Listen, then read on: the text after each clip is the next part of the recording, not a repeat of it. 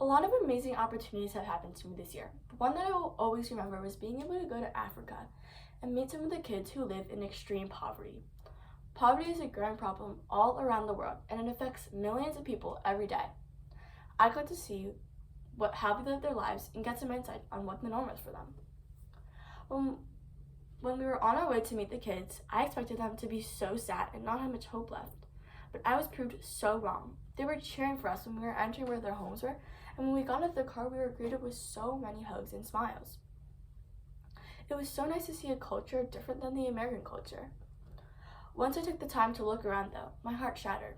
I was surrounded by tin homes smaller than my own living room.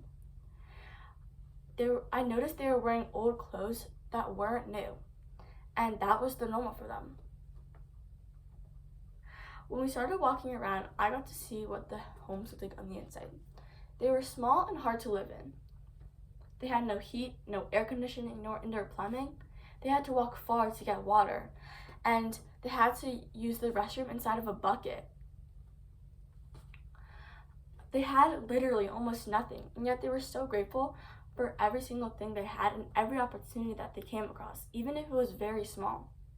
I realized that those small things that they took that don't come very often or sometimes never at all and are special to them are things that I take for granted every single day. I don't notice how much I really have, and I just look for the things I don't have yet. I don't take the time to be grateful for even just having a house and having 3 meals a day. This experience showed me that I don't need those pair of new trendy shoes to be happy. I learned to stop, take a look around, and realize and remember how much and how lucky I am. At the end of the tour, we took one last stop at one of the homes. There was a huge platter of food waiting for us. I was so surprised because these families need every ounce of food they can get. Them giving us this food meant that they might not have had any food that day. This was a huge act of kindness because they thought of us before thinking of themselves, and they barely even knew us.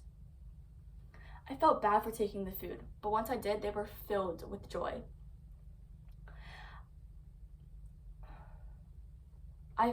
I was especially impacted by this moment and wanted to change my ways.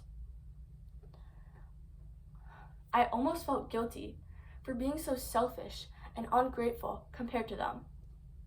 I wanted to share and spread this act of kindness because a lot of the times people don't do these nice things anymore. These kids were so selfless, and the more I got to know them, the more I realized it. Once I got back home, I was determined to act more like them. I tried being helpful to my parents, doing whatever I could, and not leaving much time left to do things I needed to do. I realized I was being selfish, but I wasn't taking care of myself.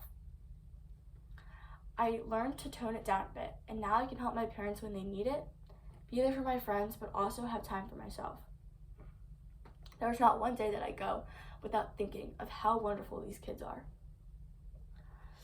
I try not to take for granted how much I have and try to be thankful for everything I get. Some days I do feel at this, but I try and think of one thing to be grateful for every day, and it has made me a lot happier. Being selfless has not only made me a lot happier, but it could have also impacted others who saw me helping someone else and want to do it themselves. Kindness spreads, and that's why I think it is so important. Thank you.